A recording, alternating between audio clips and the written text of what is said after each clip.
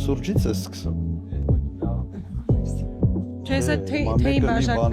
բան շատ խառնալինում։ Գոնե հավասար բան դրեք։ Էս ինչ է այս սարքերը։ Սկսենք։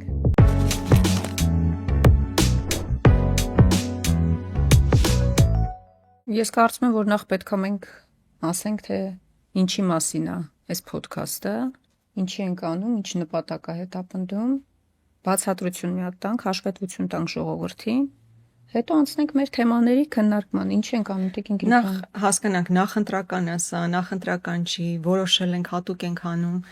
Մենք ես ու Տիկին Խամորնը հասկացանք, պարոն նախագահ, դուք ինչի եք համաձայնվել այս ոդքասթն անելուն։ Իսկ ես ընտրություն ունեի։ Չեն հավատա, պարոն նախագահ, չեն հավատա։ Ամենից ակտիվ պատգամավորները Չեն հավատա, հակառակը, ես ասում եմ, ասել են, որ զենքը դրել եք մեր գլխին, համոզել եք, որ այս հաղորդումը պետք է անենք։ Այդ ճակատից գրած է էլի, որ ամեն ինչ պետք է թելադրեմ, պետք է ասեմ։ Կարծում եմ մեր միասին աշխատում ենք բավական երկար եւ տեսնում եք, որ այդքան էլ այդպես չի, մեղմ ասած։ Մեղմ ասած այդպես չի։ Պարոն նախագահ, ես կարծում եմ, որ մենք բազմաթիվ թեմաների անդրադարձ կանենք, նաև մեր գործունեության մասով, նախկինի, ներկայի, ապագայի, բայց առաջարկում եմ սկսենք այսօր ամենաարդիական մարդկանց հետաքրքրող թեմայից։ Կարծում եմ, որ այսօր Իրանում տեղի ունեցող իրադարձություններն են եւ մարդկանց մեջ նկատելի է այդ անհանգստությունը իմ կարծիքով եւ մարդիկ բնազդաբար զգում են այն վտանգները, որ կարա կախվի մեր երկրի գլխին։ Տիկին Գրիգորյան, չեք տարածաշրջանը եռում է եւ ինչքան էլ այս իշխանությունները գոռում են, որ խաղաղությունը եկել է, ամբողջ աշխարհը եռում է, բայց տեսեք մենք ինչքան խաղաղ ենք, որ կարող ենք պիրաշկի կուկուրուզ ուտել, բայց ակնհայտ է, որ մարդն իր ողնաշարով զգում է, որ այդ վտանգներից կարող է ինքը անմասն չլինել։ Եվ վերջը եկեք իրար հետ քննարկենք, հասկանանք ինչ զարգացումներ են հնարավոր, Հայաստանի Հանրապետությունը ինչ դիրքորոշումներ պետք է ունենա այս տեղի ունեցող զարգացումների ֆոնին։ Նայեք, երեմի 10 օր առաջ Էմիրություններում բոլորը վստահ էին, որ ապրում են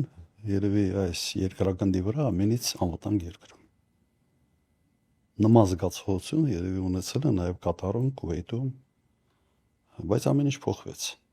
Եվ իդեպ փոխվեց այն կոնտեքստում, որի մասին բազմաթիվ անգամ ասում էինք, որ աշխարհը խառնվել է եւ այնինչ կատարվում է աշխարհակական կենտրոնների միջև եւ ընդհանրապես աշխարհակարգի փլուզումը, վտանգավոր է ուղղակի անկանխատեսելի հետևանքներ։ Այ սա դրսևորումներից մեկն է։ Եվ եթե փորձենք գնահատենք, թե ինչ կարող է լինել, ես կարծում եմ պետք է նայել անկյանտանք իսկ ինչ նպատակ է հետապնդում Միացյալ Նահանգները եւ Իսրայելը։ Նպատակը ակնհայտ է, հայտարարում են ոչ միայն ռեժիմի փոփոխություն։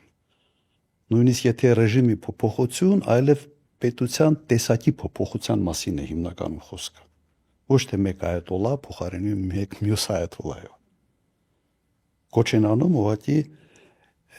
էթնիկ փոքրամասնություններին դուրս գալ իշխանության դեմ։ Հիմա պատկերացրեք էթնիկ հողի վրա խմորումներ Իրանում։ Ինչի կարող է դա բերել 17-ից 20 միլիոն ադրբեջանցիներ եւ այլ ազգություններ եւ մեր հարևան եւ մեր բարեկամ երկիրը։ Սա ուղղակի սպառնալիք է Հայաստանի Հանրապետության համար, ուղղակի սպառնալիք եւ գոյաբանական սպառնալիք է։ Ոչ թե մի թեթև անկայունության կամ ինչ որ սահմանում կարող է ինչ որ խմորումներ լինեն եւ այլ։ Լրջագույն խնդրեմ է եւ եթե հիշում եք երբ վերջի անգամ խոսացինք այդ տրիպի մասին, ես այն ժամանակ ասում եմ, ես չեմ տեսնում Միացյալ Նահանգների տնտեսական շահերը այստեղ։ Եվ հիմնական, այսպես հետաքրքրությունը դա Իրանի սահմանն է։ Այ փորձեք պրոյեկտել այդ ամեն ինչը Պարսից ծոցի այն հարավային ափը, քանի ռազմաբազա, որոնք պարզվեց, որ ուղղված էին հենց Իրանի դեմ։ Քուվեյթ, Էմիրություններ, Բախրեյն, Կատար։ Եվ այդ ամենը ինչ որ մի պահ սկսեց աշխատել։ Վտանգը չափազանց մեծ է։ Վտանգը պարոն նախագահ, այսինքն որ Հայաստանը կարա ներքաշվի ռազմական գործողությունների մեջ, թե որ Իրանից դեպի Հայաստան իրանցիների, իսկ ավելի կոնկրետ ադրբեջանցիների մուտքը կարող անկառավարելի լինի, ինչ առումով վտանգ նկատի ունեք։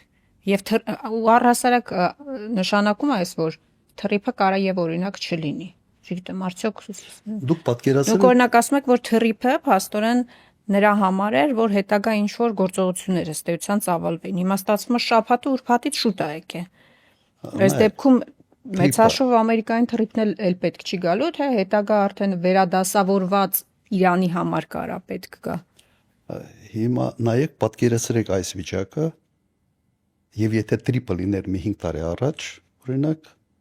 նման հարաբերակցությամբ։ Ես չեմ կասկածում, որ տրիպի 74%-ի այս հարաբերակցությունը նշանակում էր, որ բավական լուրջ նաեւ հետախուզական կենտրոն էր դառնալու Իրանի դեմ աշխատելու ուղղությամբ։ Եվ ինչ արեց Իրանը։ Օրինակ բազաների նկատմամբ եւ ոչ միայն ռազմական բազաների, այլ նույնիսկ այլ կարգի կիսառազմական կառույցների նկատմամբ ինչ արեց Իրանը։ Եվ տպավորությունը այնպեսին է, որ հիմնական նպատակը նաև այս գործողությունները եղել է փչացնել հարաբերությունները Իրանի հարևան արաբական երկրների հետ։ Եվ այդպես էլ եղավ փաստորեն, այն երկրները գոնե որոնց հետ քիչ թե շատ հարաբերություններ ուներ, դրանց հետ էլ էլի հարաբերությունները Իրանի հետ մեր հարաբերությունները այդ հողի վրա վատարանա նույնիսկ միջև թշնամանալու աստիճանի։ Սա տարբերակ 1, տարբերակ 2, վերջապես, եթե Իրանը իսկապես էթնիկական հողի վրա սկսի պրոբլեմներ ունենալ, իսկ դա կոնֆլիկտներ, քաղաքացիական պատերազմ եւ այլ։ Ինչ է նշանակում դա Հայաստանի համար։ Գոյաբանական խնդիր է։ Եվ այս վիճակում Հայաստանը պետք է ուղղակի լրջագույն քայլերի դիմի առաջինը խուսափելու համար։ Մեր թեզը մշտապես որն էր։ Մի հայտնվեք խոշոր պետությունների շահերի բախման կետում։ Մի հայտնվեք։ Լավ տեղ չի դա հեչ։ Եվ երրորդ տնտեսական։ Նայեք, հիմա մենք բավական մեծ ծավալի առևտուր ունենք, օրինակ, Միացյալ Էմիրությունների հետ։ Եվ խոսքը գնում է ուղղակի նրա մասին, որ Էմիրությունները հաբ են եւ մի զգալի sense ծավալի ապրանքատեսակներ գալիս են Էմիրություններից եւ գալիս են մեծ այդ ֆուրերով Իրանի տարածքով։ Ինչ է լինելու այդ ծավալների հետ։ Նաև մեր զենքն է, չէ՞, օրինակ Հնդկաստանից զենք Հայաստան ներկրվում է, այդ թվում նաև Իրանի տարածքով։ Այստեղ, այսինքն ոչ միայն տնտեսական համագործակցության առումով կա խնդիրն, այլ նաև ռազմական ներկրումների առումով Իրանի տարածքով որոշակի խնդիրներ կան առաջանալ։ Իհարկե, ոչ ոք չգիտի թե ինչքան երկար կտևի հենց պատերազմը, այս թեժ պատերազմը, եւ ոչ ոք չգիտի թե այս պատերազմից հետո քանի տարի է պետք լինելու այդ հարաբերությունները վերակառուցելու համար Իրան Էմիրություններ, Իրան, Կատար եւ այլ արաբական երկրների։ Սաուդյան Արաբիա։ Ամենամեծ խնդիրն է թե Իրանը ինչպես է պահպանվելու իր տարածքային ամբողջականությունը պահպանելու այս կոնֆլիկտի արդյունքում թե չէ, ինչ ռեժիմ է այնտեղ հաստատվելու, որովհետեւ մենք մեծ հաշվով մերձավոր արևելքում ինչ ենք տեսել Իրաքի դեպքում, Սիրիայի դեպքում, հետո նաեւ Լիբիայի դեպքում, որ ռեժիմի փոփոխությունը հեչել չի նպաստել, որ երկիրը ավելի լավ վիճակում հայտնվի, կամ այսպես մասնատվել է երկիրը, կամ քաղաքացիական բախումներ են եղել, այսինքն ինչքան խորանում է Իրանում անկայունությունը, այնքան ինքը այսպես ռեկաշետով գալիս է մեզ վրա, տնտեսական առումով եւ ոչ միայն։ Ես օրինակ բազմաթիվ բիզնեսմենների հետ եմ խոսել, ովքեր Իրանից ներկրումներ են իրականացնում տարբեր ոլորտների, սկսած նրանից, որ այնտեղ դրամի արժեզրկում կա, այստեղ արդեն խնդիրներ է առաջանում։ Գումարով գնում են ու հետո այնտեղ մի խոսքով խնդիրներ կան նաև դրամի արժեզրկման հետ կապված եւ մեր այդ ապրանքաշրջանառության մասով շատ լուրջ խնդիրներ ենք ունենալ։ Այսինքն երկու կետ ունենք աշխարհի հետ հաղորդակցվելու Վրաստան-Իրան, Իրանում այս պայն արդեն խնդիրը կա ու պարզ չի թե դա ոնց կհանգուցալուծվի, Վրաստանում տեսնում ենք ֆուրերը կանգնած, քաղաքական մեծ հաշվով խնդիր է եւ այս իշխանությունները չեն կարողանում լուծել այդ խնդիրը, ու մենք այն որ առավոտից իրիկուն գոռում են մենք ապաշրջափակվեցինք, մենք ապաշրջափակվում ենք, խաղաղությունը հաստատվել է, բարձրացնում ոչ էլ հաստատվել է, երկու երկրներ Թուրքիան, Ադրբեջանը փակ են պահում, մեկի հետ կապված խնդիրներ կան, որոնք չեն լուծվում, իսկ այստեղ էլ աշխարհակահաղական խնդիրներ կան ու երկին իսկապես բավականին բարդ իրավիճակում է հայտնվելու։ Ու շատ էին խոսում, չէ, կապը Բանդար Աբբաս նավահանգստի հետ, դա Հնդկական օվկիանոս եւ այլն։ Եվ այս կոնտեքստի մեջ հաշվի առեք, որ հիմա տնտեսական հզորությունը տեղափոխվել է ասիական տարածաշրջան։ Չինաստան եւ առևտրի ծավալները Հնդկաստան, ճիշտ է նշել Հնդկաստանը, սա լրջագույն հարց է եւ ոչ միայն տնտեսական, սա հարցերի փունջն է եւ տնտեսական եւ համատանգային եւ ընդհանրապես դերակատարության տեսանկյունից, որտեղ միշտ խոսում ենք, չէ, հյուսիս հարավ խաղաղության խաչմերուկ, այսպես կոչեցյալ այս իշխանությունների սիրած թեզը, որը իդեպ Ալիև ընդամենը 2 շաբաթ առաջ մերժեց այնպես ուղղակի արհամարանքով, թե երբ Բայդենը հետ կգա խաղաղության խաչմերուկից կսկսի խոսալ։ Բայց սա լրջագույն խնդիր է եւ այս լրջագույն խնդիրը արդեն գոյացած եւ հենց առաջի օրերին այն թիթիզությունը, որը քաղաքական թիթիզությունը, որը ցուցաբերեց այս իշխանությունը, շատ ինձ համար որպես նախկին նախագահի շատ ծանր պատկեր էր։ Պերաշկին նկատի ունեք։ Այո, անպատասխանատվության։ Դե ասում եմ ես ժողովրդին ուզում եմ ցույց տամ։ Թիթիզության։ Նախագահ, բայց ասում եմ ես ժողովրդին ուզում եմ ցույց տամ, որ ամեն ինչ լավ է, խաղաղ է, հանգիստ է, հարց ու պատասխանին կառավարության հետ ազգային ժողովում ասաց, որ ես պերաշկի կերա Դուբայի շեյխերը գնացին Դուբայ մոլում նստեցին ի ցույց ժողովրդի, որ ամեն ինչ լավ է։ Միջազգային տրենդ է թելադրում։ Կարող է մի տեսակ մենք ենք շատ գույները խտացնում, սևացնում, հորետեսությունը մի տեսակ կարող է մեր մոտ շատ է, կարող է իսկապես ամեն ինչը լավ է։ Նայեք, մենք ունենք Մեզ ոչ մի բան չի լինի, մենք Թուրքիայի Ադրբեջանի հետ հարաբերությունները կկարգավորենք, Վրաստանին Իրանին կգա փոխարինելու Թուրքիան ու Ադրբեջանը։ Կարող է ասենց էս է ռազմավարությունը։ Այդ մի հին անեկդոտ կար այդ բանի մասին, Լենինի մասին էլ, որ ասում пролетарская революция, необходимости, которые говорили большевики, свершилась, а это вершилось, а теперь танцы. Հիմա լրիվ ճիշտ հակառակն է։ Եթե այս սպառնալիքները մենք լուրջ չենք ընդունում, եթե այս սպառնալիքների նկատմամբ վերաբերմունքը այդպիսինն է, ապա ինչն է սպառնալիք ընդհանրապես, մենք պետք է փորձենք սպառնալիք բառի, այսպես ասենք, նշանակությունը վերաիմաստավորել։ Պարոն նախագահ, կներեք, մի բան պետք է ասեմ։ Կարող է մենք էլ չափազանցնում ենք ու ամեն ինչը մի տեսակ շատ ենք սպառնալիք ներկայացնում։ Դրանից էլ ժողովրդի մեջ տպավորությունը, որ մենք ինչ որ անընդհատ բացասական էներգիա ենք տարածում, վատ կանխատեսումներ ենք անում, մենք ազգային ժողովում չգիտեմ ինչ ջղային ելույթներ ենք ունենում, այսինքն անընդհատ այդ բացասական ֆոնի վրա ենք։ Դրան զուգահեռ իշխանությունները ասում են, որ այ մենք խաղաղարարներ ենք, պերաշկի ենք ուտում, կուկուռուզ ենք ուտում, չգիտեմ, ձեր նման, ձեր հետ ման ենք գալիս, էս ենք անում, են ենք անում, սեր են խոստովանում, սրտիկներ են անում։ Ու այդ ֆոնին մի տեսակ կարող է մենք, որ իրականությունն ենք ասում ըստ էության, հա, իրականությունն ենք ասում։ Կարող է դոզան ենք շատ տալիս։ Որովհետև դրա ֆոնին էլ իշխանությունները ասում են մենք սիրելի հայրենակիցներ, ձեզ բերում ենք խաղաղություն, սեր, անհոգություն, բարեկեցություն, այս ռևանշիստները գալու են այդ իրանց անալիզների հիման վրա, իրանց հաշվարկների հիման վրա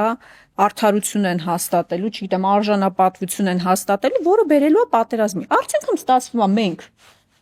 պատերազմի, այսպես ասած, ուժն ենք, իրանք է խաղաղարարներն են, իրանք սրտիկներով, պաչիկներով, պերաշկիներով, կուկուռուզներով։ Եթե այս տեսանկյունից նայենք, էլ է հարցին։ Ագնեսա, մի քանի տարի հետ գնանք։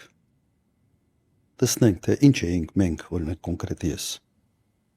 ինչ էի ասում 18 թվականից հետո, թե ինչ խնդիրներ կա երկրի առաջ եւ ինչ արձագանք ենք ստանում։ Ինչ էր անում իշխանությունը։ Այն նույնպես անպատասխանատու ամբողջ sense ձևավորված անվտանգային համակարգ քայքայեցին։ Արդյունքում մենք ուղղակի ստացանք պատերազմ։ Ղարաբաղը դեռ կար։ Փոքրացած, բայց կար։ Նույնը կարող ենք ասել, չէ՞։ Երբ այն ժամանակ, եթե Հայաստանի Հանրապետության իշխանությունը ականջալուր լիներ, փորձեր մի քիչ հասկանալ այս սպառնալիքները եւ ճիշտ գնահատեր, մենք Ղարաբաղը չէինք կորցնի։ Այնինչ դուք ասում եք, մենք հենց մեր փորձի վրա, այլ ոչ թե ինչ որ մի տեղ այս մոլորակի վրա, ինչ որ մի կետի փորձի վրա ենք, կամ մեկ այլ ժողովրդի փորձի վրա ենք փորձում եզրակացություններ կան։ Հենց մեր փորձի վրա մենք տեսնում ենք, որ անպատասխանատվությունը իշխանության կողմից բերում է ծանրագույն հետևանքների եւ այդ գինը տալիս է ժողովուրդ կյանքերով, իրենց տնտեսական բարեկեցության գնով եւ այլ եւ այլ։ Դրա համար այնինչ դուք ասում եք, լավա մենք լինենք, այսպես ասենք, այդ հորետեսական կողմը, բայց մենք պարտավոր ենք զգուշացնել ժողովրդին, որ լրջագույն խնդրեմ կա։ Եվ եթե հիմա Հայաստանը այդ խնդիրներին բավարար ուշադրություն չդարձնի եւ չլրջանա, մենք կարող ենք շատ ավելի մեծ խնդրի առջև կանգնել։ Շատ ավելի մեծ։ Ես նկատում եմ որպես քաղաքական ուժ, դա մեր ձայների վրա կարա անդրադառնա։ Ինչ առումով դու կիսում ես իմ կարծիքը։ Ինչ առումով Մեր էս հորետեսական, բացասական, օրինակ բան նախագահ, որ դուք ասում եք մենք ասել ենք իրականությունը։ Կարող մարդիկ չեն ուզում լսել իրականությունը, ճշմարտությունը։ Ոնց է ստացվում, որ ինքը անդադ խափում է ու անընդհատ կարող է մոլորեցին ժողովրդին ու կարողանում է մեզանից շատ ձայն հավաքի, մեզանից նկատի ունեմ հավաքական ընդդիմությունից, էլի։ Այսինքն կարող ենք ես շատ եմ այս հարցի շուրջ մտածել, խոսել ենք տարբեր առիթներով էլ նաև։ Կարող ենք պետքա առհասարակ մեր մոտեցումը, մեր հայացքը քաղաքական process-ներին, ժողովրդի ընկալումների, մեր խոսույթի մասով պետքա փոխենք, չգիտեմ, չեմ ասում խափենք, բայց կարող է ինչ-որ իրականության Հենց ասում ես խափենք։ Ես օքեյ չեմ։ Մեկ ասում է քաղցր սուտ կա, չէ՞ որ Դե չէ, բան խափելու չեմպիոնները արդեն կան, այնպես որ չենք կարող ոչ մի ձև իրանց գերազանցել։ Մրցակցային չի լավ խափել չէ, բայց նկատի Չէ, ունեմ մենք պետք է ինձ թվում է ճիշտ տեսանկյունից այս հարցին նայեմ, բան նախագահ։ Իրականում հետ պատերազմական իրավիճակում մարդիկ այնքան կորուստ են ունեցել, այնքան դառնություն են տեսել։ Հիմա մի մասը ընդհանրապես իզոլացված է բոլոր process-ներից, ոչ մի բանի մասին, ոչ ուզում է լսի, ոչ տեսնի, ընդհանրապես հետաքրքիր չի։ Իր առօրյա կենցաղով ապրում է, իր ընտանիքի հոգսերով ապրում, հազիվ փորձում է դա կարգավորել։ Մի մասն էլ այնքան իսկապես դառնություն է տեսել, որ մի հատ վատ բան է լսում, ասում է խնդրում եմ մի ասեք։ Լավ բաներ են, մենակ ուզում են լավ բան լսեն, որ իրանց թոշակը բարձրանալու, աշխատավարձը բարձրանալու, ամեն ինչ իդեալական ալնելու, խաղաղություն, ծլել, ծաղկելու ենք, բարգավաճելու ենք։ Ոնց որ այս բանը կա, էլի մարդիկ ուզում են լավ բաներ լսել։ Այն ինչ որ հիմա մենք խոսում ենք, դա ճշմարտությունն է, վտանգներն ու մարտահրավերները։ Հիմա ուղղակի պետքա ճիշտ աշխատել, ինձ թվում է այդ բանաձևը պետքա գտնել, ոնց ճիշտ պրոպորցիայով, ճիշտ բալանսով տալ այն վտանգները, որ կան, եւ լուծումները ու դրականին գնացող լուծումները։ Ինչ կարանք այդ խնդիրների հետ անենք, որ ի վերջո ճիշտ հանգուցալուծման գանք։ Աննա, մենք պոզիտիվ համաձայն ենք, մենք միշտ պիտի հաղորդենք, բայց մենք չենք կարող ստել վտանգների մասին եւ չենք կարող ստել այն երևույթների մասին, որոնք գայաբանական սպառնալիք են Հայաստանի համար։ Մենք ուղղակի դրա մասին խոսելուց պետք է լուծումներ առաջարկենք, թե ինչպես կարելի է խուսափել այս կամ այն խնդրի մեջ խրվելուց։ Անվտանգությունը այնպիսի բան է, որ դու կարող ես ամեն ինչ ունենալ, մեկ օրում կորցնել։ Եվ արտաքին անվտանգության մասին է սա, եւ ներքին անվտանգության մասին է։ Եվ անվտանգության մասին մարդիկ ավելի շատ սկսում են մտածել եւ խոսալ այն ժամանակ, եւ սպառնալիք այնքան ակնհայտ է, որ ուղղակի հնարավոր չի դրան չնկատել։ Ես հիմա ասում եմ, այն ինչ կատարվում է Իրանի հետ, ակնհայտ, sense առերևույթ սպառնալիք է, որի մասին պետք է խոսալ եւ լուծումներ առաջարկել։ Որն է այդ լուծումը։ Նույնիսկ նայեք, եթե մենք խոսում ենք օրինակ նույն տրիպի մասին, իսկ չի ասում, որ տրիպից հրաժարվել ընդհանրապես։ Ես առաջարկում եի լուծում, մեծացնել տրիպի մասշտաբը, ներգրավել այն պետությունները, որոնց նկատմամբ Իրանում ճշնամական վերաբերմունք չկա, հակառակ բարեկամական է։ Եվ ընկալումը տրիպի այդ դեպքում փոխվի մեր հարևանի կողմից։ Տրիպը չի դիտվելու որպես ճշնամական, այսպես ասենք, մի կառույց կամ մի պրոյեկտ ճշնամական։ Դե դրանը ամերիկան չէր համաձայն։ Լուծումը նայեք, տվյալ դեպքում Իրանի հետ առաջինը եւ նախաձեռնել եւ փորձել քայլել ձեռնարկել ոչ թե պիրաժկի ուտելով, այլ անել ամեն ինչ նաեւ որպես հարևան երկիր պատերազմը օր առաջ կառնացնելու ուղղությամբ։ Ինչ է արվում։ Փորձել են ինչ-որ զանգել, ինչ-որ կապվել, առաջարկներ տալ, մենք հարևան երկիր ենք։ Մեր չափով ոչ բյուջեով մենք կատարից մեծ ենք։ Քյուվետից էլ, այսպես առանձնապես շատ չենք զիջում այդ երկրներին, բայց մեր շահերը վտանգված են։ Մենք պետք է մի դիրքորոշում որդեգրենք, թե չէ։ Մենք պետք է փորձենք նաև եվրոպացիների հետ, Միացյալ Նահանգների հետ մեր ձայնը լսեցնել տար եւ ասել ստոպ։ Ես ուր եք տանում։ Դե մարդը զբաղված է, քարոզարշավ անում։ Հասկանում եք, սա բան չի, սա այն դեպքը չի, որ դու կրիայպես այն արտահայտություն կա, չէ՞, Ստրաուսի Նեպալից, ասես գլուխը տավազի մեջ գցես եւ որ դու բան չես տեսնում, մտածես թե քեզ էլ ոչ մեկը չի տեսնում։ Պարոն նախագահ, ես առաջարկում եմ թող ոչ մի բանի չխառնվեն, էլի։ Անպայման կփչացնեն։ Հաստատ դրանից հետևանքները ավելի վատ ալնելու, քան որ հիմա չեն խառնվում։ Բայց ես իմ առաջարկը ակտիվ քաղաքականությունն է։ Ոչ թե ակտիվ քաղաքականությունը աթոռ պայելու համար։ Ակտիվ քաղաքականությունը քո երկրի անվտանգությունը ապահովելու ուղղությամբ։ Ես ուղղակի համոզված եմ, որ այդ արաբական պարսից ծոցի երկրները ամենօրյա կապի մեջ են այլ երկրների հետ, ամերիկացիների հետ։ Համոզված եմ, որ իրենք հազանգում են, որ ըստ էության Իսրայելը հասավ իր նպատակին։ Փչացրեց բավական երկարատև հարաբերությունները Իրանի եւ այդ երկրների միջեւ։ Հիմա մենք եւս պետք է այդ երկրների ցանկում հայտնվենք, վտանգը չափազանց լուրջ է։ Եվ մենք չենք կարող դրա մասին չխոսալ։ Մենք շատ մեծ թեմաներից ենք խոսում, բայց այս կոնֆլիկտի համատեքստում օրինակ խնդիր կա մեր հայրենակիցներն, ովքեր ապրում են Իրանում։ Հա, իրանց անվտանգության խնդիրը, իրանց պաշտպանության խնդիրը, դրանով էլ չեն զբաղվում։ Գոնե մտածես, որ լավ, իրանք գլոբալ առումով շատ բան չեն կարող անեն, բայց սեփական քաղաքացիներն են, հայրենակիցներ են, ովքեր ապրում են, ինչ որ ձև առնչություն ունենալ այդ խնդրին, դա չեն անում։ Հետո բազմաթիվ հայրենակիցներ կան, ովքեր հիմա դրսում են, այս չվերթների չեղարկման պատճառով չեն կարողանում հասանելիություն ունենալ դեպի Հայաստան գալ, այդ առումով էլ բավարար ջանքեր չեն գործադրվում։ Հիմա դե գիտեք, համացանցը ակտիվ է, տարբեր բլոգերներ, տարբեր հատվածներից վիդեոներ են հրապարակում, որ մնացել են պայմանական Շրի Լանկայում կամ ուրիշ տեղեր եւ չեն կարողանում գալ Հայաստանի Հանրապետություն։ Այսինքն, եթե գլոբալ բաների մեջ ներքաշվելու ռեսուրս չունեն, ապա սեփական հայրենակիցների ճակատագրի մասով հո կարող են ինչ-որ մի բան անել, բայց ցավոք դա էլ պատշաճ կերպով չի իրականացում, համենայն դեպս քաղաքացիների արձագանքն եմ ես ասում այդ առումով։ Այ այս իշխանությունը ունի մի յուրահատկություն։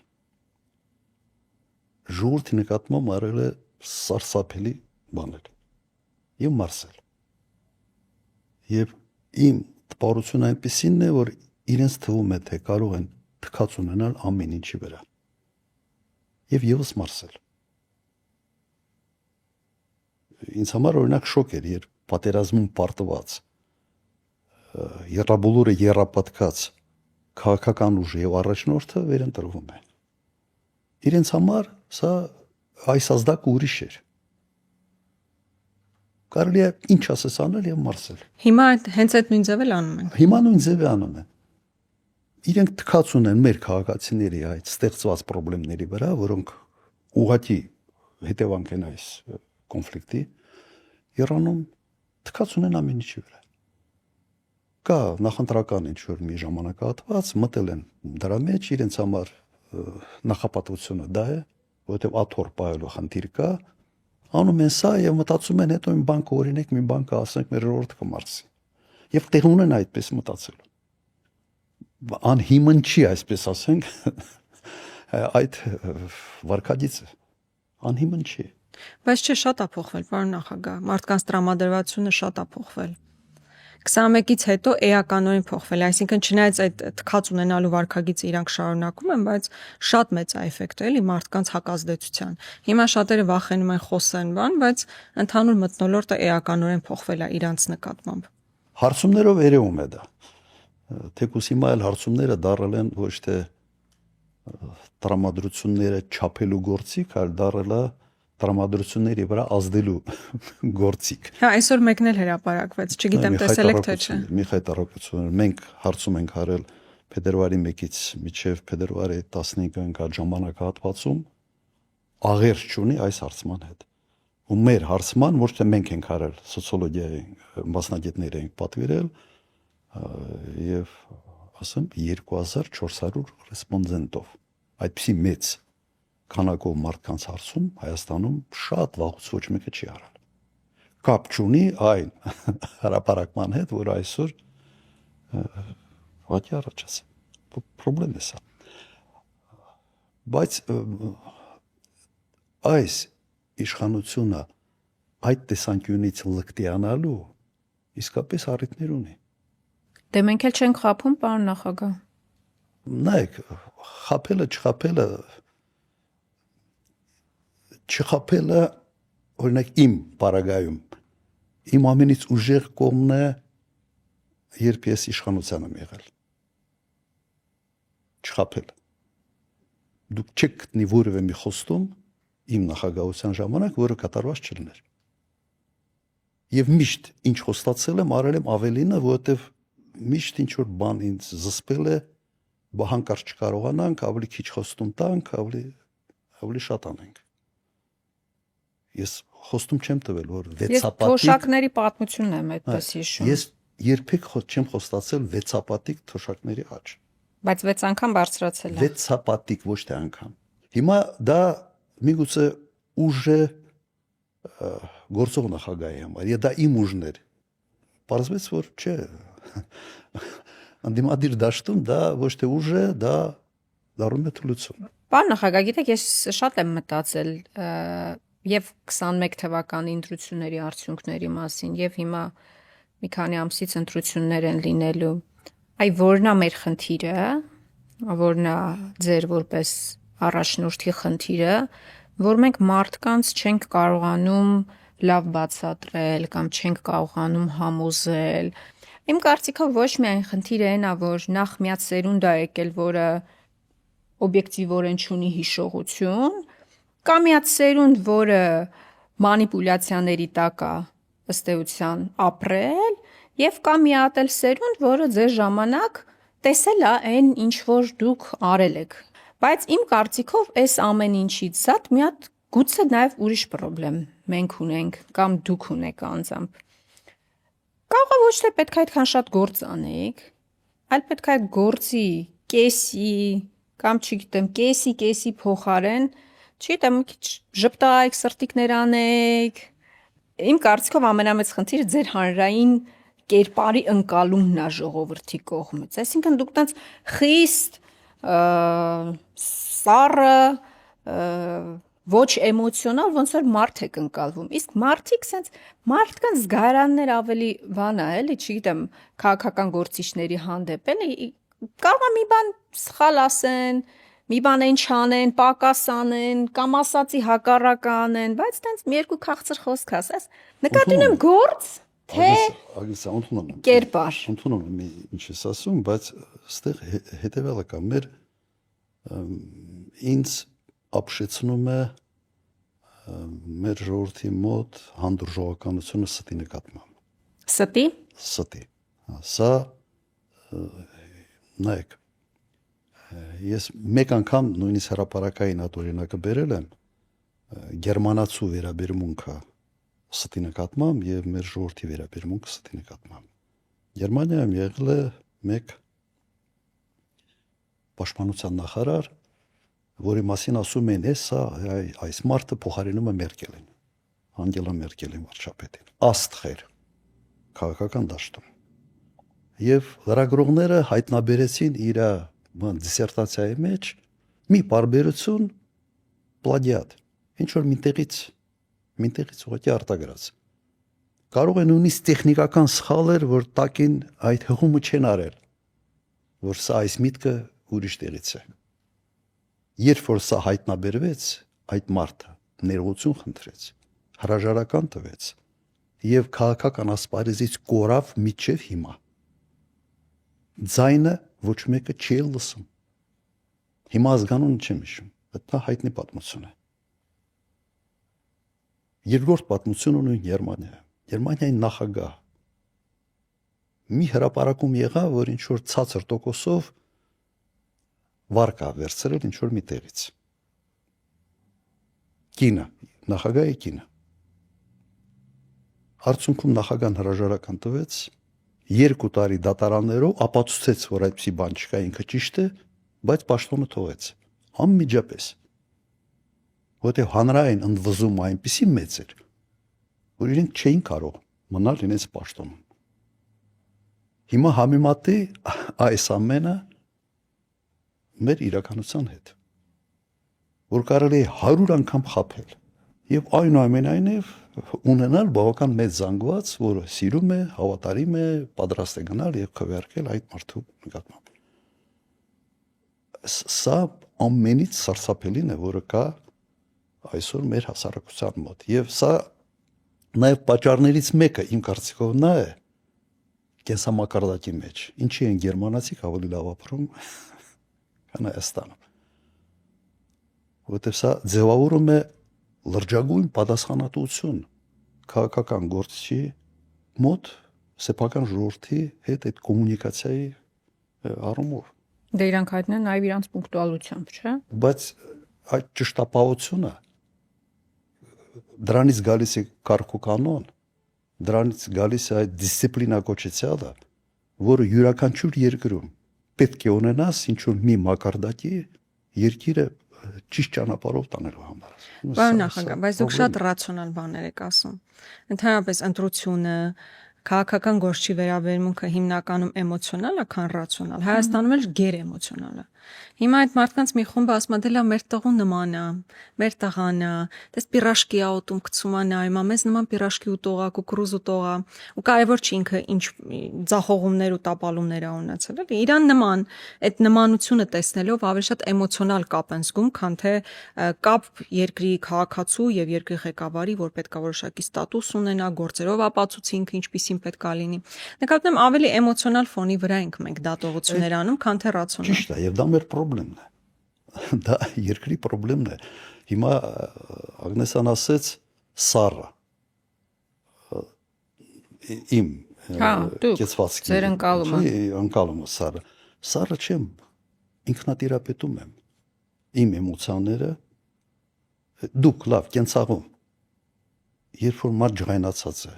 կամ չափից շատ ոգևորված եւ որոշումներ է կայացնում կարեւոր, հավանականությունը սխալվելու չափազանց մեծ է եւ սա ուղղակի շատ պարզ բան է։ Ջղայնացած ժամանակ կարևոր որոշում մի կայացրա, մի փոքր դադար փորձի հասկանալ իրավիճակը ոչ թե էմոցիոնալ անկյանտակ, բիոքիմիայի մեջ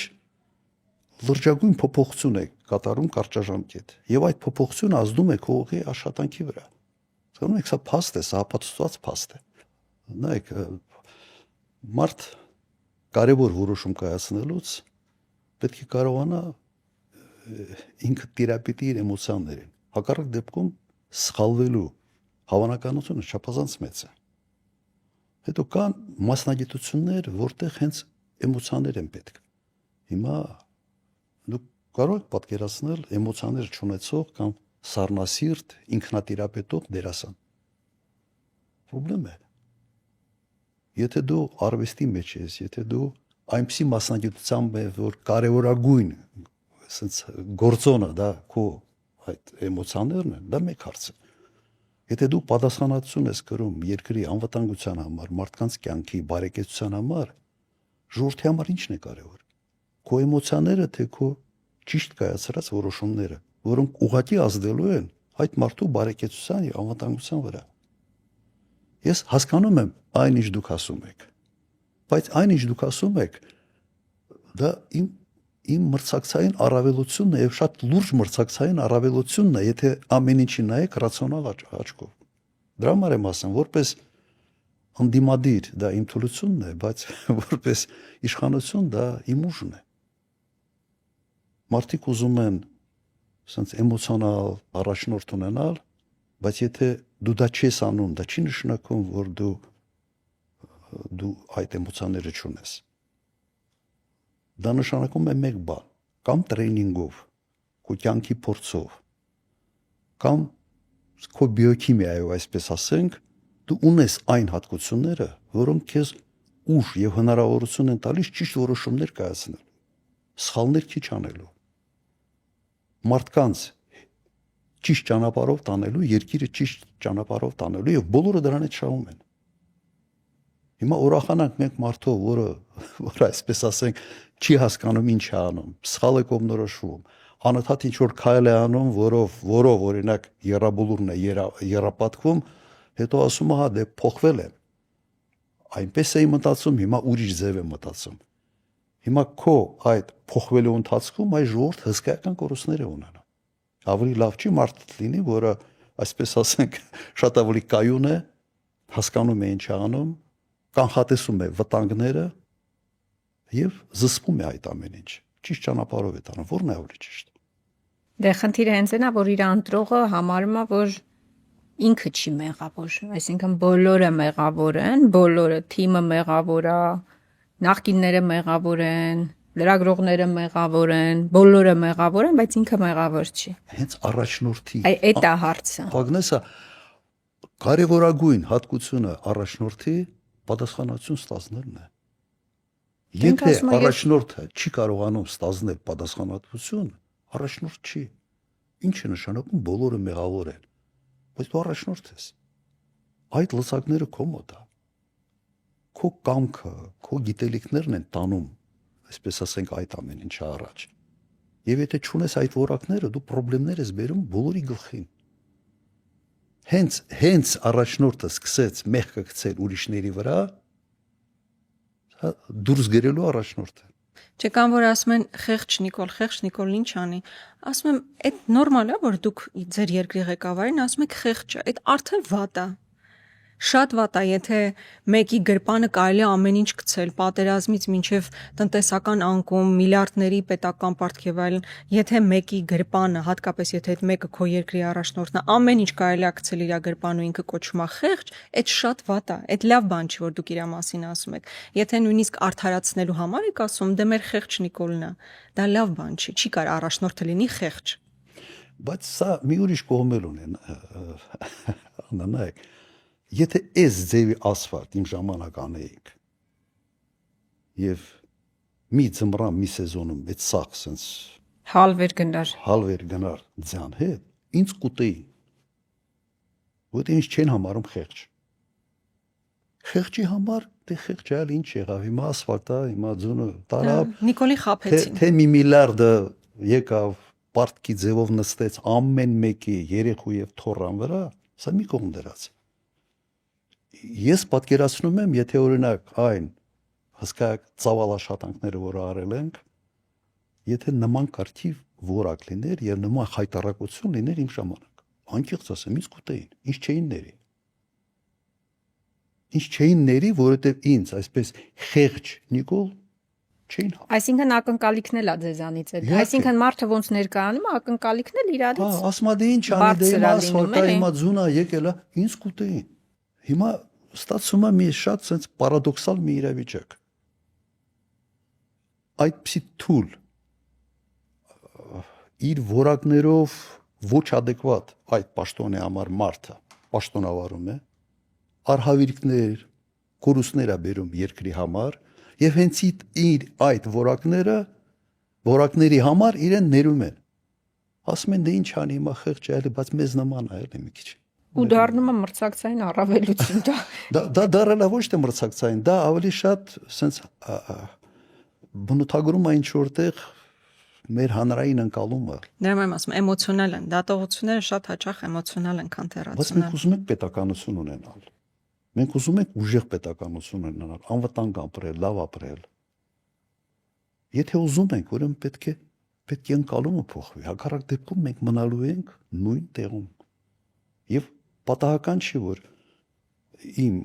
պաշտոնավարման 10 տարիները եղել են ամենից տնտեսական առումով թռիչքային զարգացում, անվտանգային առումով որևէ խնդրեմ չենք ունեցել։ Ես այդ մտահոգությունը չեմ ունեցել, որովհետև բոլոր հարցերում դու կանխարգելի չէ, բավական լուրջ քայլեր ենք միշտ ձեռնարկում։ Հիմա ընտրության հարցը մեր ժողովրդին ինչ է ուզում։ Մի ղեկավար, որին պատրաստ է բոլոր անհաջողությունների համար ներել, նաև այդ անհաջողությունների գինը իր երեխայի կյանքով է տալիս, իր բարեկեցությամբ է տալիս, հսկայական պարտքի կուտակումով է տալիս, այդ գինը արդեն այսօրվա մեր պարտքը արդեն այսօրվա մեր միջին տարիքի քաղաքացու թորան վրա նստած պարտք է։ Պատրաստ են դրան։ Ես պատրաստ չեմ։ Բայց հիմա իսկապես փոխվել է, էլի, պարոն նախագահ, տրամադրությունները փոխվել է, մարդիկ տեսնում են, որ օր-օրի այդ պետական պարտքից սկսած մինչև այս ընդհանուր քաոսային իրավիճակ, ես կարծում եմ մարդիկ ավելի շատ հոգնել են քաոսային իրավիճակից երկրի ներսում, ինչքան էլ Նիկոլասի խաղաղ ենք եւ այլն, ինքը ամեն օր վեր երկենում մի սադրանք իրականացնում է եկեղեցու նկատմամբ, մի օր Արարատի նկատմամբ, այսինքն անընդհատ ինչ որ սադրանքների քաոտիկ իրավիճակներում ենք ապրել երկար ժամանակ։ Հիմա մարդիկ հոգնել են այդ գեր էմոցիոնալ իրավիճակից հոգնել են եւ իմ մոտ տպավորություն կա, որ մարդիկ ուզում են ավելի խաղաղ, կայուն հանգիստ իրավիճակում ապրել, որ ամեն օր ստիպված չլինեն վեր կենալ ու այսպես շոկի մեջ ենթարկվել, թե նոր ինչա տեղի ունենում մեզ հետ։ Այդ առումով ես ունեմ տպավորություն, չգիտեմ քո տպավորությունները ոնց են, բայց այդ գեր էմոցիոնալ բանից, իրավիճակից մարդիկ ուզում են դուրս գալ, չեն ուզում անդադ այդ էմոցիաների մեջ լինել։ Կարող ենք եզրակացության գալ, որ իմ ժամանակ հոգնել են կայունությունից, անվտանգությունից, բարեկեցությունից, որ ամեն տարի աշխատավարձ էր աճում եւ հանկարծ ժողովուրդը ցանկացել է քաոս, անկանխատեսելիություն ղեկավարի կողմից։ Հետարքիր զուգահեռ։ Ձեր ժամանակ էմոցիա են ուզել, պարոն նախագահ, իմ կարծիքով։ Մեկ էլ ինչն է շատ քննարկվում, որ ես կարծում եմ, որ առիթներ դեռ լինելու են այս ֆորմատով տարբեր հարցերի մասին քննարկումներ անելու, մանավանդ որ խոսում ենք, որ արձանագրում ենք, որ խնդիր կա, որ մենք ժողովրդին բացատրելու, ցույց տալու, ծրագրեր ներկայացնելու, նաև անցյալը ինչի չէ հիշելու, անցյալի եւ լավ եւ վատ կողմերը հիշելու խնդիր ունենք մեծ հաշվով, ու ամեն ինչ իմ կարծիքով մենք պետք է անենք, բոլոր ֆորմատները, բոլոր հնարավոր տարբերակները պետք է անենք, այդ աշխատանքը այսպես աշխատանքը լավ կատարելու համար։ Այ գիտեք, պարոն նախագահ, հիմա այս դրական բաներից էլ ենք խոսում, բայց ձեր ժամանակների հետ կապված նաև կամ մարդիկ, որ հիմա հետահայացք են գցում, կամ այս պայդրությամբ ձեր դիրքավորումը, որ փորձում են վերլուծել, ու սենց ակնկալիքը, որ ձեզանից կա մարդկանց մոտ, տարբեր մարդկանց մոտ, ոչ մեր ընտրողների, այսպես ասած, հետ զրուցելից, ես մի հատ բան եմ զգացել, որ մարդիկ ինչ որ ակնկալիք ունեն, որ դուք պետքա նաև խոսակ սխալներից, պետքա ասեք, որ ու այդ այն մարդիկ են, որոնք ընդունում են եղածը, այսինքն եղած դրականը իրանք ընդունում են ձեր ժամանակների, այսինքն ինստիտուցիոնալ նաև հիշողություն ունեցող մարդիկ են, բայց իրանք ասում են, ոնց որ սենց հակազդեցություն է մարդկանց մոտ էլի առաջանում, ասում են, ինչի չեք խոսում սխալներից, ինչի չի խոսում Քոչարյանը սխալներից, նաև այս դրվագով ես զգում եմ, որ մարդկանց մոտ ինչ-որ սենց ակնկալիք կա, էլի, կարող է այդ իրավիճակը փրկի նաև կոնտակտի մեջ մտնելու, մարդու հետ կոնտակտի մեջ մտնելու համար։ Ու նաև շատ-շատերն ակնկալում են, քանի որ հիմա քաղաքականությունը sense գերակտիվ է, ունենք երկրի ղեկավար, որ քայլում փողոցներով, չգիտեմ, պերաշկի այդ տեսարանների ֆոնին ակնկալում են, որ դուք էլ շատ պետքա դուրս գաք մարդկանց հետ այդ շփումները եւ այլն, շատ ավելի sense կոնտակտներ ունենաք մարդկանց հետ, խոսեք նախկինում տեղի ունեցածի մասին։ Ի վերջո, ձեր կառավարումից հետո երկար ժամանակ հակաքարոզչություն է գնացել շատ ուժեղ, տարբեր միֆեր են ձևավորվել, այսինքն համ այդ միֆերի կոտրմամբ պետք է զբաղվեինք այս երկար տարիների ընթացքում, համ իրականում եղած սխալների պարզաբանմամբ, ներկայացմամբ եւ հիմա էլ մարդկանց հետ ինչ որ շատ ավելի ակտիվ շփումների ակնկալիք կա։ Գոնե ես դա տեսնում եմ, որ կա։ Նայեք, այնինչ ասում եք, ես ընդունում եմ, որ այդ խնդիրը կա։ Եվ ես օրինակ եւ վարչապետ եմ աշխատել եւ նախագահ եմ աշխատել, ես չեմ պատկերացնում, թե դու ոնց ես կարող լիարժեք կատարել քո գործը, լիարժեք, իսկ ինձ համար էֆեկտիվ կառավարումը դա համար մեկ հարց է։ Դե ես համոզված եմ, ոչ մի բան չանես, ոչ ինվեստիցիաներ, ոչ այլ ինչ որ մեծ բաներ, միայն էֆեկտիվ կառավարման արդյունքում դու կարող ես 15-20% բարելավել իրավիճակը։ Միայն արդյունավետ կառավարման արդյունքում։ Եվ երբ ես եկել եմ Հայաստան եւ սկզբից վարչապետ, հետո նախագահ, ես տեսել եմ ինչ վիճակում է կառավարման process-ը ընդհանրապես Հայաստանում եւ արագ փոփոխության հաջողությունը ես տեսնում եմ արդյունավետ կառավարման մեջ։ Սկսեմ դրանից, դա բերելու է շատ ավելի հետաքրքիր զարգացումների։ Ես չեմ պատկերացնում ոնց է կարելի դա համատեղել, ուղղակի ժամանակ չունես։ Հիմա կամ պետք է քո գործը տանեիր ռեալ արդյունք ստանալու համար, կամ պետք է քո գործը կիսով չափ անեիր,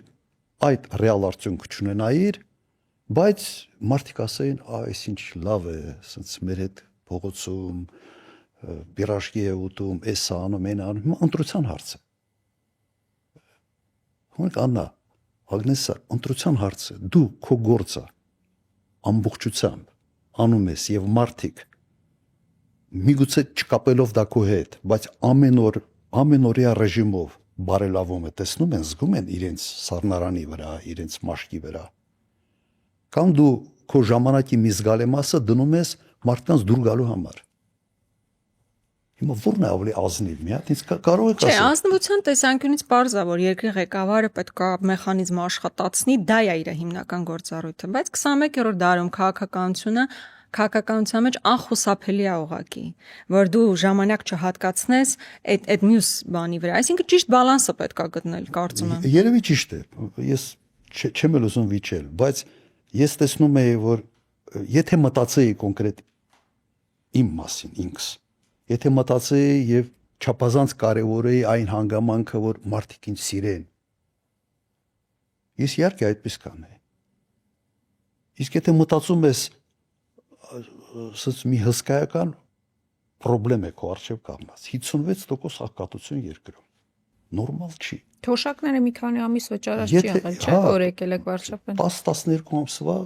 պարտքեր կուտակված թոշակների աշխատավարձերի ուսուցիչները 6 ամսով աշխատավարձ չեն ստանում։ Եթե դու այդքանը տեսնում ես եւ դու այնուամենայնիվ ոչ թե լծվում ես այդ խնդիրների լուծման համար, այլ քո ժամանակի մի զգալի մասը դնում ես մեկ նպատակի համար, որ ժողովուրդը քեզ սիրեն, սա ազնիվ է։ Միգուցե ես այսպես ասենք ինժեներական կրթություն ունենալով ավելի տեխնոկրատ մոտեցում եմ ցուցաբերում, բայց այդ տեխնոկրատ մոտեցումը ազդել է մեր քաղաքացիների սառնարանի վիճակի վրա։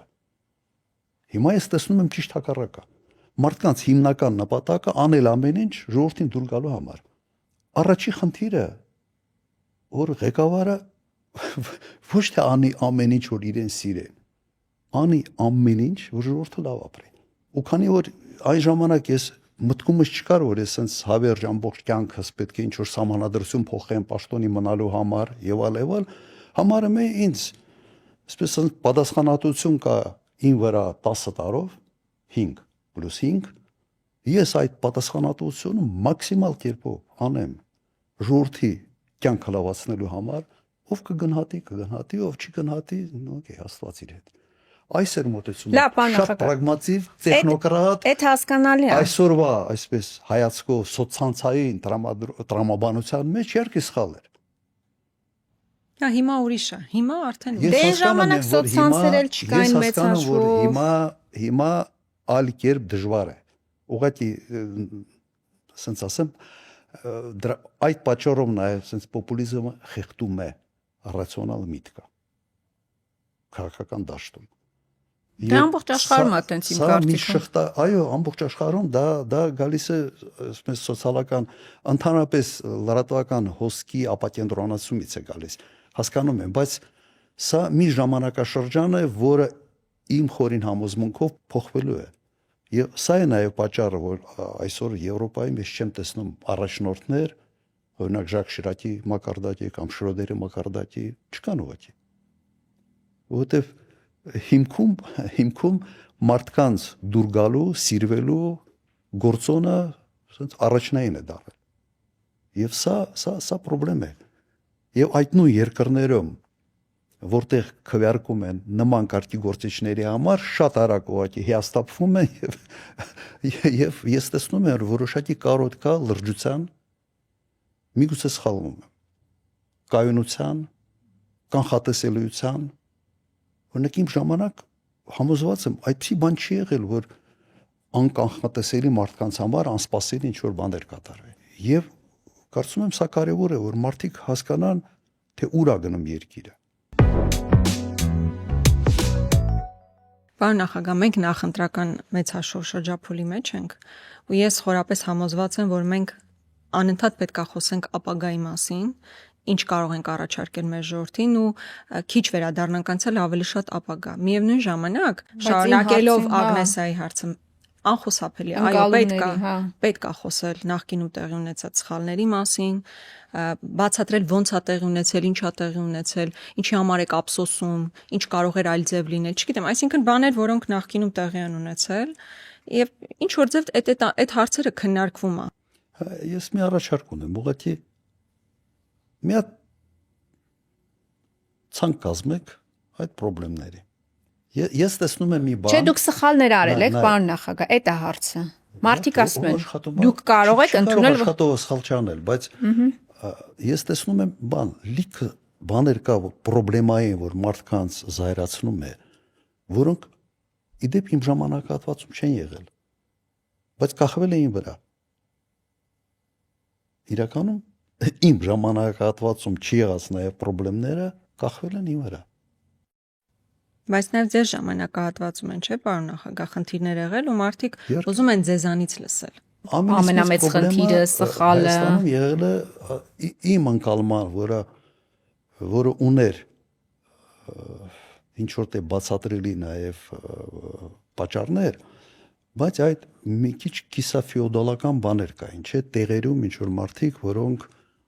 մեծ ազդեցություն ունեցել, հարցեր լուծողներ եւ այլն։ Ու մարդիկ հոգնել ու զզվել էին այդ մթնոլորտից։ Ամենից մեծ խնդիրը դրանից էր գալիս, բայց մի հատ հասկանանք այդ խնդրի աղբյուրը որտեղից է։ Այն ժամանակ ազգային ժողովը ձևավորվում էր եւ համամասնական եւ մեծամասնական ցուցակներով։ Մոռացել ենք, չէ՞ երևի։ Համոզված եմ, որ հիմա շատերը չեն էլ հիշում։ Եվ 131 падգամավորից, եթե չեմ սխալվում, մեծամասնական ավելի շատ էր ոնց որ, չէ՞։ Հա։ Մեծամասնականը անգամներով, չի ոչ թե անգամներով, այլ հիմա թիվը չեմ հիշում, բայց մոտարապես 131-ից 56-ն էր, եթե չեմ սխալվում, համամասնական։ Իդեպ այն ժամանակ ասենց ստաբիլ 5 կամ 6 կուսակցություն կամ դաշինք անցնում էին խորհրդարան։ Այդպես չէր, որ 2 կամ 1 կուսակցություն էր անցնում կամ 2-ն էին անցնում, մյուսը բոնուսով, բոնուսի համակարգ չկար։ Կար 5%-անոց շեմ, որը անցնելով մտնում էին խորհրդարան 5-6, բայց կար մի մեծ զանգված մեծամասնականով ընտրողներին։ Եվ այդ մեծամասնականով ընտրողները այն մարդիկ էին, որոնք տեղերում ունեին բավական լուրջ ազդեցություն։ Եվ մտնելով խորհրդարան իրենք ձևավորում էին նաև այսպես ասենք որոշակի քաղաքական հենարան այդ ազդեցությունը պահելու եւ ինչ որտեղ զարգացնելու։ համակարգ այդպիսինն էր եւ յուրաքանչյուր իշխանություն ուզի թե չուզի մեծամասնությունը ձևավորվում էր նաեւ այդ մեծամասնականով ընտրված տեղերում ազդեցություն ունեցող մարդկանց միջոցով սա այն ժամանակվա սահմանադրությամբ այն ժամանակվա այսպես ասենք իշխանությունը ձևավորման մեխանիզմի մի մաս էր սրա լավ կողմը որն էր լավ կողմը նա էր որ կար կապ ընտրողի հետ հիմա շատ երկրներում չկան սենատոր կա խորհրդարան մինտեղ համասնական մինտեղ տարածքը ներկայացնող եղել են տարածքը ներկայացնող падգամավորներ որոնք ունեցել են հստակ իրենց էլեկտորատը իրենց ընտրողների ինչ որ մի զանգված եւ ներկայացնում են այդ տարածքը խորհրդարանում սա այն դրականը որը կար բացասականը նա էր որ այդ մարդիկ դառնում էին հարցեր լուծող իշխանության հետ սերտաճած ոչ թե սերտաճ իրենք իշխանության մաս են սահմանադրությամբ եւ եթե նայեք նաեւ այդ մարդկանց հիմնականում այդ անմարդիկ էին որոնց մի մասը այսպես ասենք զայրույթ էր առաջացնում մի կողմից գնում էին քվեարկում էին այդ մարդու համար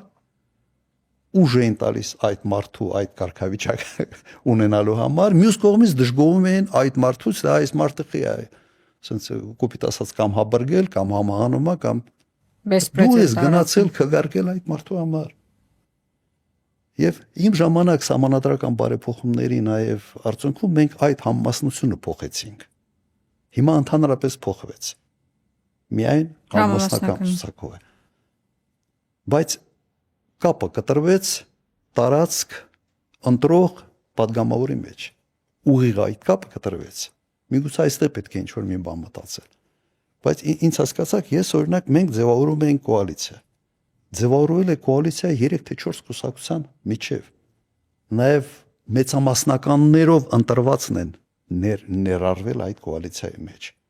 մի կողմից լավ էր որովհետև տարբեր սոցիալական շերտերի շահերը ներկայացված էին խորհրդարանում տարբեր կուսակցությունների կողմից ընդհանրապես 2003 թվականին 6 կուսակցություն է մտել խորհրդարան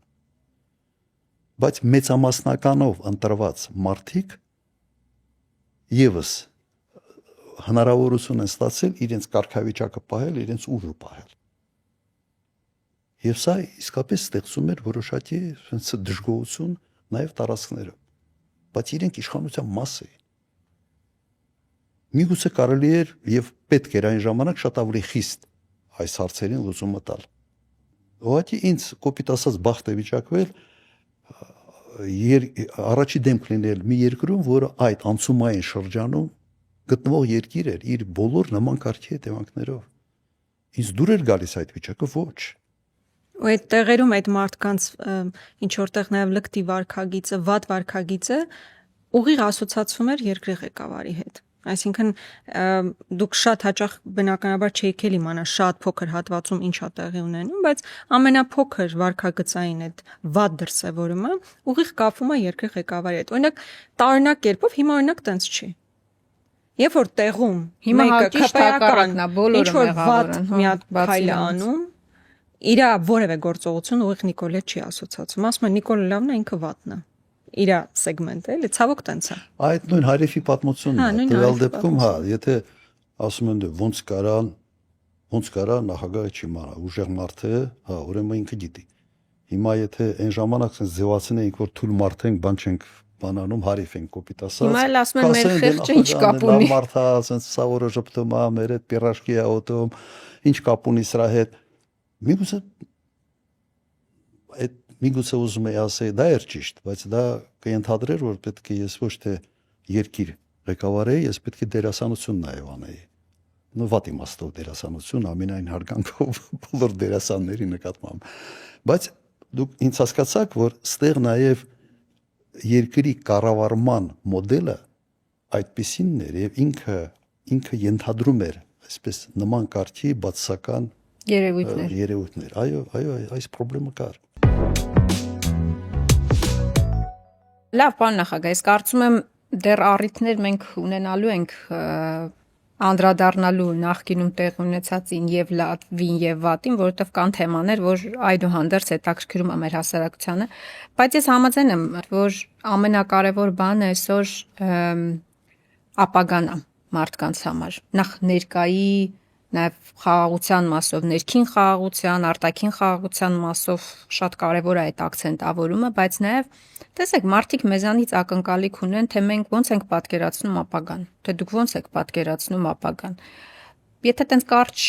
վերհիշենք անցյալը, անցյալ նկատի ունեմ 18 թվականից հետո, 18 թվականից տեղ իշխանափոխություն է տեղի ունենում, դուք գալիս եք Հայաստան, գիտեմ այդ պատմությունը, որ կարայիք չգայիք, եթե դեմ չեք կարաք պատմեք նաև, գալիս եք Հայաստան, հետո բանդ, հետո պայքար, հետո դիմադրություն, հետո պատերազմ, ընտրությունների ժամանակ մենք հայտարարում ենք, որ մենք հաղթելու ենք, հետո հասարակության մի ստվար զանգված ըստ էության այդ արձանագրումն եմ իմ համար արել, որ մեզ չի ներում դրա համար, չի ներում, որ մենք չհաղթեցինք, էլի։ Օբյեկտիվ, սուբյեկտիվ հանգամանքները մի կողմ թե խիտենց եղավ, բայց այդ զգացողությունը ես այդ աբիդան, այս հայերեն բառ չի, բայց այդ աբիդան ես զգում եմ էլի մարդկանց մոտ։ Հիմա ոնց որ ընտրություններ է,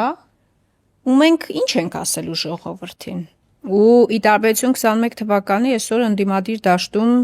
խաղացողները մի քանիսն են։ 21 թվականին շատ հստակ էր, որ երկու բևեռ էր, դուք էիք, Նիկոլն էր։ Հիմա այս խաղացողների պայմաններում, նոր հանգամանքների պայմաններում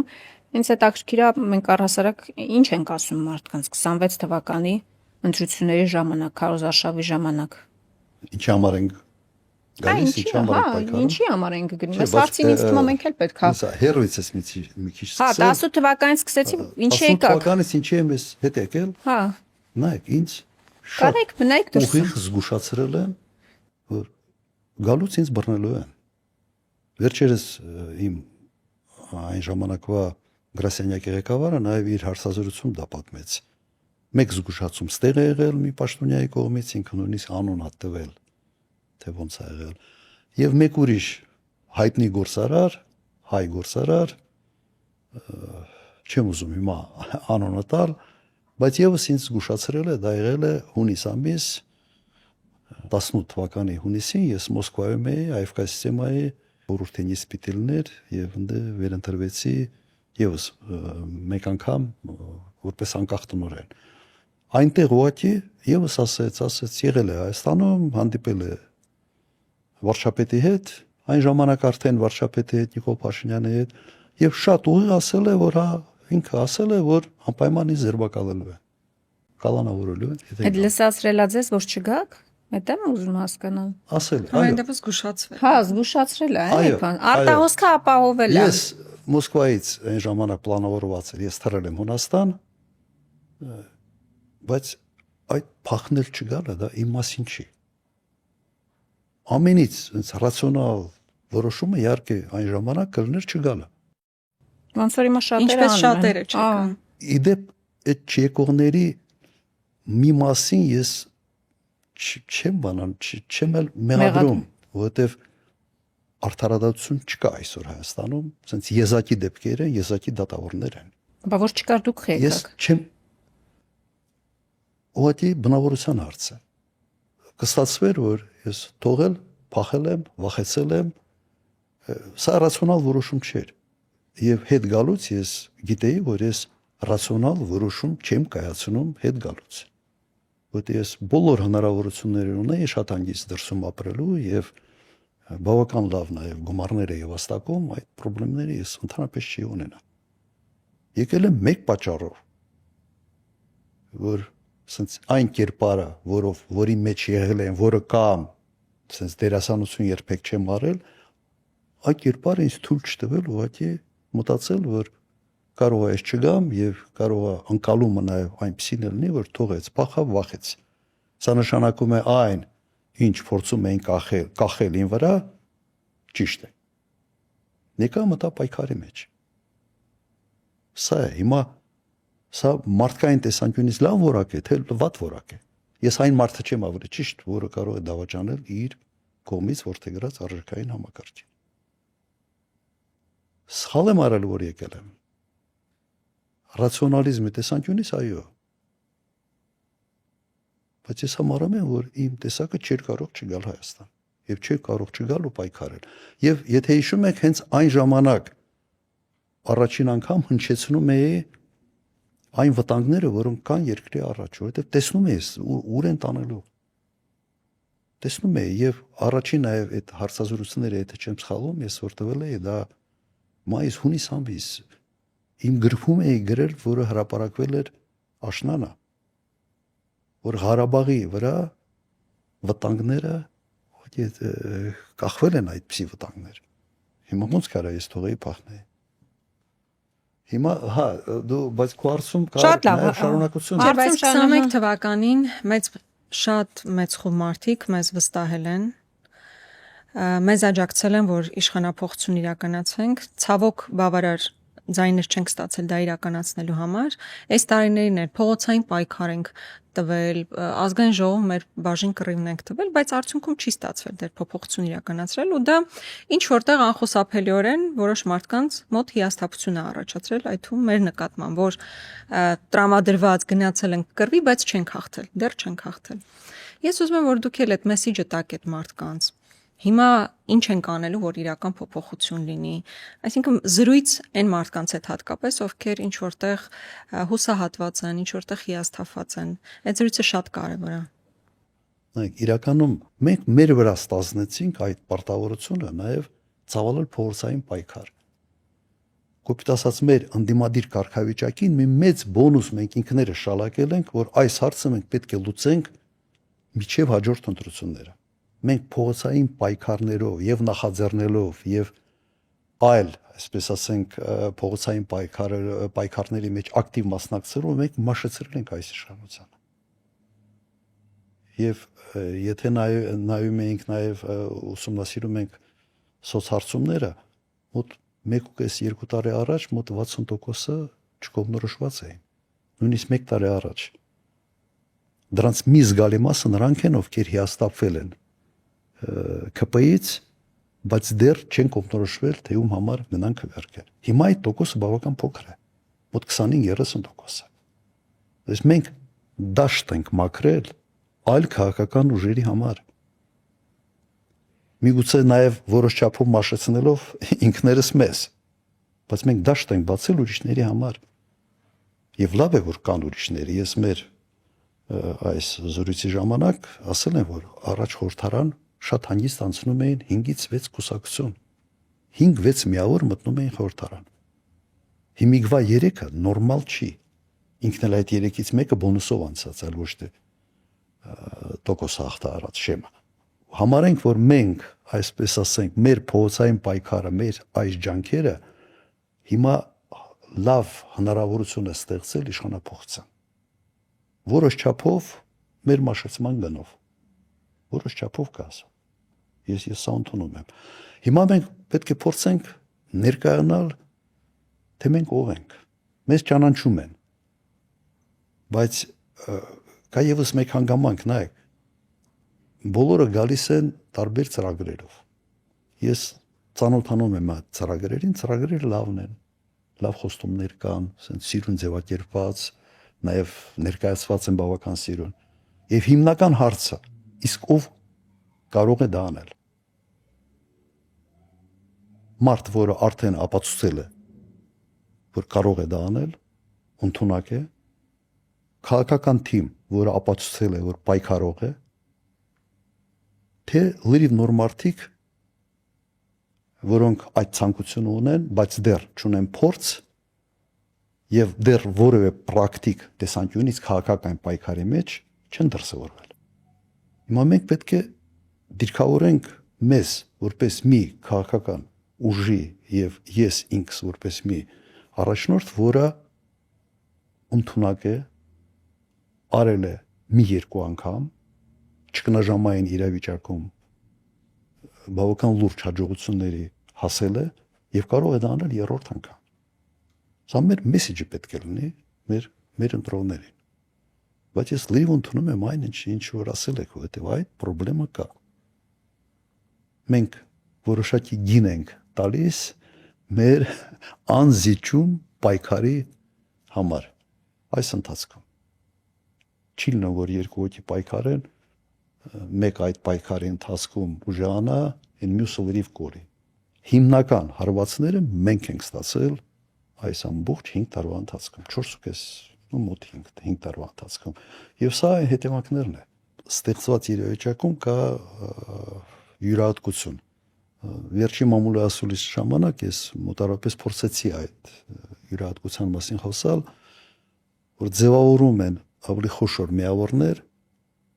մտնում են քաղաքական պայքարի մեջ եւ մենք ինչ որտեղ վերադառնում ենք այն իրավիճակին, երբ առնվազն 4-5 ընդհանուր միավոր կարող են մտնել խորհրդարան։ Բայց սա նաև նշանակում է հետևյալը, որ տարբեր սոցիալական շերտերի վրա ազդեցություն։ Սա նշանակում է, որ ամեն մի այդ միավորը փորձելու է ազդելով իր ընտրազանգվածի վրա մոբիլիզացնել այդ ընտրազանգվածը քվեարկելու համար։ Եվ սա նշանակում է, որ հետագայում եթե ձևավորվի դժվար թե մեկ կուսակցություն կարողանա ասենց 50+ հավաքի, դա այսօր այս պահի վրա դա ուղղակի չի երևում, սա նշանակում է, որ կձևավորվի որոշակի կոալիցիա, որը ավելի լայն շերտերի հայացքները ներկայացնող կոալիցիա կլինի խորհրդարանում։ Ես կարծում եմ դեռ բունկարոզարշավի տեխնոլոգիաների դիրքավորման մասին դեռ ավելի ծավալուն զրույցներ կունենանք, ամփոփենք Տիկին Գրիգորյան։ Կարծում եմ, հետաքրքիր բազմաշերտ տարբեր հարցերին անդրադարձանք։ Առաջիկայում էլ արդեն շատ ավելի կոնկրետ թեմաների փորձենք անդրադառնալ մինչև քարոզարշավ։ Առաջիկայում մենք մեր հիմնական ներկայացումն ենք, չէ՞, այսպես պրեզենտացիան ունենալու ենք եւ թիմի տեսանկյունից եւ ծրագրի տեսանկյունից, այստեղ ինչ որ բան կուզենաք ավելացնել։ Չէ,